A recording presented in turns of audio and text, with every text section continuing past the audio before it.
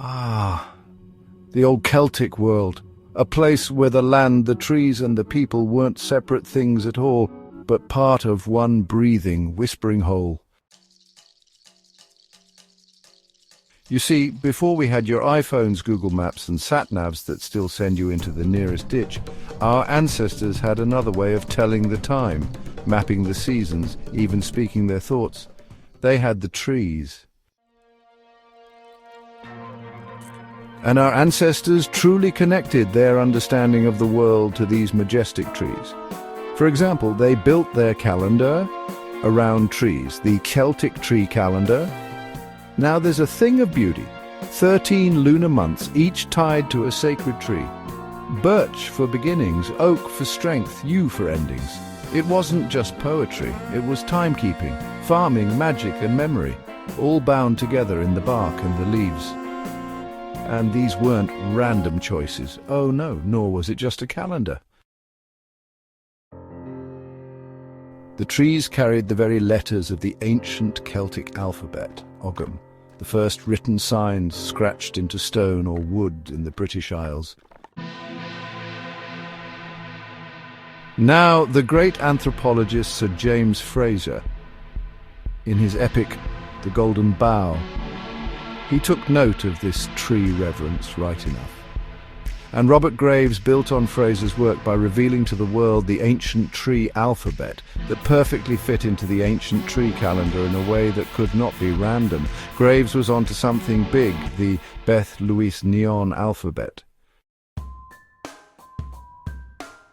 Here's where it gets marvelous. Graves reconstructed the Beth-Luis-Nion alphabet.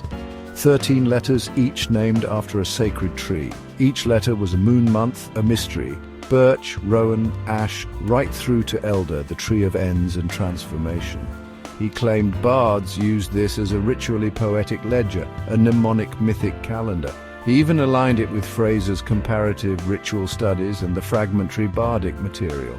He presented it as a living cipher, not just an alphabet, but a mythic wheel marked in bark and verse. From scraps of medieval Irish poetry, bardic tradition and Ogham inscriptions, he reconstructed what he called the Beth-Luis-Nion alphabet, named for its first 3 letters.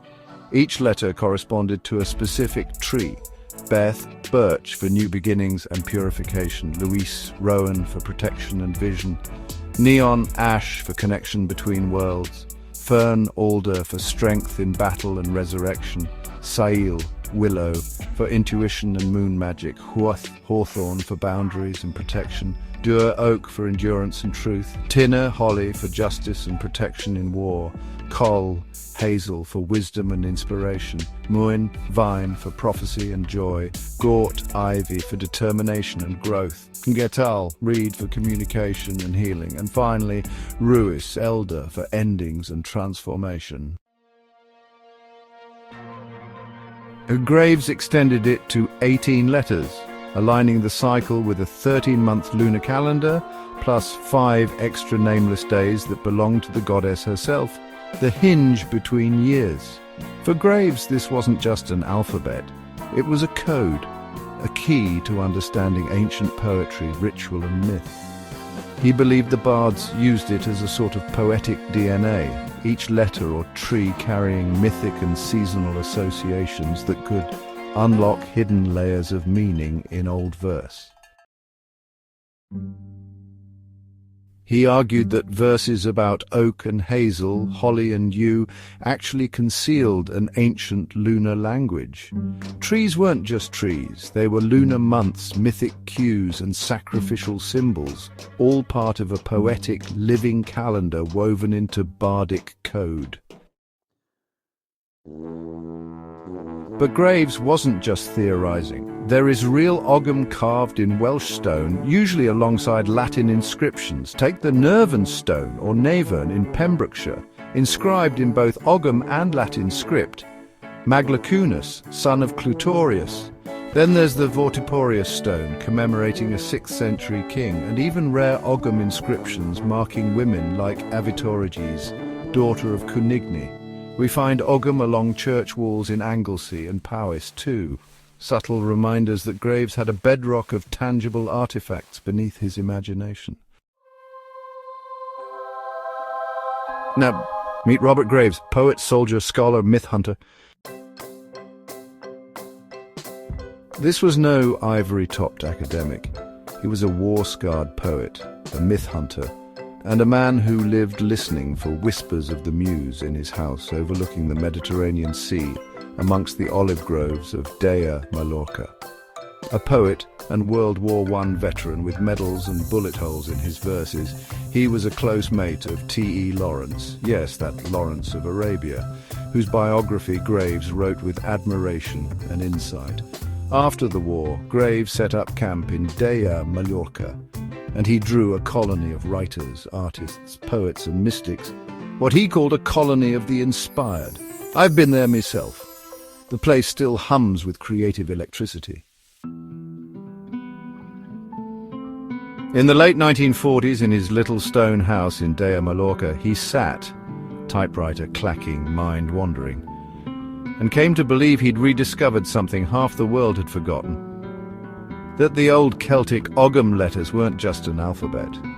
They were a tree calendar. Each letter tied to a tree, each tree tied to a month, and the whole thing forming a poetic, magical system. Now here's where Graves really went out on a limb, and I mean a proper one, like a beach bough hanging over a cliff edge. He wasn't content with saying, well, the Celts had a nice tree alphabet, job done. Oh no. He started tracing it back, sniffing through history like a bloodhound with a PhD. Graves reckoned that the Beth-Luis-Nion alphabet, that old Celtic tree script, wasn't some isolated British quirk. But here's Graves' leap. He believed that the underlying symbolic system, the one that linked each letter to a tree, a month, a goddess, or a seasonal ritual, could have been carried by early Mediterranean travelers into Celtic lands. Not just the shapes of the letters, but the mythic code behind them. The tree religion, as Graves sketched it, was practiced by bards and druids long before Christianity muscled in. It linked each letter of the alphabet to a tree, each tree to a month or festival, and each symbol to a deeper poetic meaning. This wasn't just about writing, it was about a worldview where nature, language, and the divine were knotted together like roots underground. He pointed out that early Welsh Ogham variants, those cryptic notches carved along stone edges, might preserve older forms influenced by Mediterranean contact. The Druids didn't just pluck their alphabet from thin air. They may have adapted and Celticized a system already freighted with sacred meanings. The Etruscans, like the Celts, had a knack for blending the practical with the mystical. An alphabet wasn't just a tool for writing down the shopping list. It was a calendar, an almanac, a magical key to the seasons and the gods. Graves was absolutely fascinated by Ray S. McAllister's idea that the Ogham alphabet might share some DNA with a semantically similar early Greek alphabet, the kind scratched onto Etruscan vases, specifically the Formello Cervetri type, which was found near Cairi and Veii in Italy. He reckoned this suggests that Druids might have picked up a Greek-style set of letters before they ever started chiseling out their own Ogham system. And not only that, but he argued that Ogham later expanded to include extra forfida letters, all derived from that root alphabet. Very cheeky of him, really, to think that Celtic tree letters might trace all the way back to the heart of old Italy. Graves believed that certain old Welsh poems, like the Battle of the Trees or Cad Gordeau in the Red Book of Hergest, were more than just myth, you see. He saw them as encoded rituals cleverly masked in verse, where tree names stood in for letters, months, even deities. He argued that by decoding all the wordplay, you could actually unearth an old alphabetic scheme, a bardic calendar with seasonal and mythic resonance woven right through it. So he linked the tree alphabet to the Etruscan script, that pre-Roman Italian writing system. His theory was that Celtic traders picked up the symbolic idea of a writing system embedded with sacred meaning from the Mediterraneans and then, well, Celticed it into Ogham. He also saw echoes in early Welsh Ogham variants, claiming these preserved older letter orders and a bit of that mythic context too. So he wove a web Phoenician to Greek to Etruscan to Celtic Ogham to Welsh bardic code. If flawed as historical fact, then, well, dazzling in poetic logic. Here's the thing about Graves. He wasn't just some armchair scholar. He let the muse, this white goddess, lead him. It was a mix of research, gut instinct, flashes of inspiration, and I'll tell you, genius often looks a lot like madness when it first walks through the door. He wasn't shy about it. I am not ashamed to take the white goddess as my muse. Without her, the book would have been impossible. He saw connections, literally, where none dared look, weaving poetry, myth and anthropology into a living tapestry. He didn't claim to be a creator. He considered himself the conduit for the muse's message. He defined the white goddess as, well, a historical grammar of the language of poetic myth. In the opening poem, he summons her so vividly, I worship the white goddess, nakedly worn magnificence, cruelty and past betrayal. For Graves, the alphabet, the myth, the tree lore were all proof. The muse still speaks for those willing to listen. In The White Goddess, published back in 1948, Graves spins you into a world where letters aren't just squiggles on paper, they're leaves and branches in the sacred grove. He reckoned the ancient Celtic Ogham alphabet wasn't just a handy code for stone-carving druids, it was a secret religious calendar, each letter tied to a tree, each tree to a lunar month, each month part of the eternal dance of the white goddess, but it was also the Druid alphabet. And here's the kicker. Graves wasn't some armchair mystic plucking this out of thin air. He was knee-deep in Irish myth, medieval Welsh bardic texts, old Breton chants, scraps of early law codes, and the odd Etruscan inscription. His sources were all over the shop, from the Book of Ballymote to Welsh Colbrand Riberd, and even the half-forgotten scraps of Mediterranean alphabets. He saw patterns where most people just saw dust. So the Beth-Luis-Nion, named after its first three letters, that's B, L and N, works like this. B stands for Beth, which is birch, symbolizing renewal and beginnings. Then there's L for Louis, that's Rowan, representing protection and vision. And N, neon, which is ash, is all about the connection between worlds. And well, you carry on through the whole sequence, all the way to the U, which is seen as the elder of endings. Graves believed this wasn't just a writing system, it was, in his view, the living memory of a tree religion that stretched back before Rome, before Greece, maybe even before the Druids were, Druids. He argued that the bard's songs weren't only about battles and kings, but actually encoded seasonal rituals. Planting, harvest, fertility rites, all ruled by the waxing and waning of the moon. And look, this wasn't just some armchair speculation. Graves cross-referenced Irish, Welsh and Scottish myth with medieval manuscripts, Druidic lore, early Christian glosses and even fragments from Greek and Latin sources. He chased down leads in the Book of Ballymote, the Libor Gabala Eren, early bardic grammars and the work of 19th century Celtic scholars. And that, my friends, is Graves in a nutshell, part meticulous scholar, part inspired myth hunter, part romantic troublemaker, always convinced that the roots of a good story run deeper than anyone dares dig. Graves stood at the crossroads of meticulous learning and wild myth-making.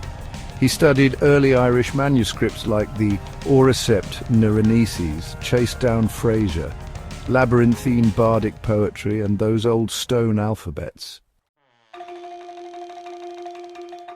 Graves didn't stop at Welsh poetry. He compared Ogham to alphabets from all over, and here's where it gets spicy. He saw a link between the Celtic letters and the Etruscan alphabet from ancient Italy. At first glance, the Etruscans seem far removed from the misty hills of Wales. But trade routes, migrations and shared symbols, well, history's more tangled than your auntie's yarn basket. The Etruscans, mind you, were a mysterious lot. Pre-Roman, seafaring, fond of divination and symbols.